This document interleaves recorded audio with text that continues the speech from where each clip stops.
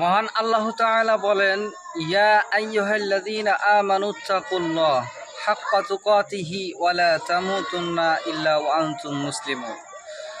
আল্লাহ তাআলা বলেন, হে ঈমানদারগণ, হে বিশ্বাস স্থাপনকারীগণ, তোমরা যারা আল্লাহকে বিশ্বাস করেছ যে আল্লাহ এক, আল্লাহ ছাড়া কোনো মাবুদ নেই, তোমরা যারা জান্নাত ও জাহান্নামকে বিশ্বাস করেছ, তোমরা যারা বিচারের মাঠ, হাসরের ময়দান, কিয়ামতের দিনকে বিশ্বাস করেছ, তোমরা যারা অন্ধকার কবরকে বিশ্বাস করেছ যে কবরে 3-4খানা প্রশ্নের জবাব দিতে হবে, তোমরা যারা কোরআনকে বিশ্বাস করেছ, তোমরা যারা শেষ নবী, আমার নবী, আপনার নবী, গরিবের নবী, এতিমের নবী, ধনীর নবী, পৃথিবীর সমস্ত মানুষের নবী, শেষ নবী মুহাম্মদ সাল্লাল্লাহু আলাইহি ওয়াসাল্লামকে বিশ্বাস করেছ, ওই সমস্ত বিশ্বাসকারীগণকে আল্লাহ তাআলা ডেকে বলছেন, হে ঈমানদারগণ,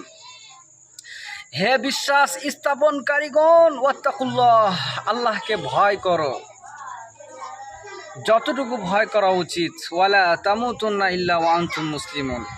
এরপর আল্লাহ তাআলা বলছেন, হে ঈমানদারগণ, হে বিশ্বাস স্থাপনকারীগণ, তোমরা যতক্ষণ পর্যন্ত পরিপূর্ণ মুসলমান না হইবা ততক্ষণ পর্যন্ত মৃত্যুবরণ করো না।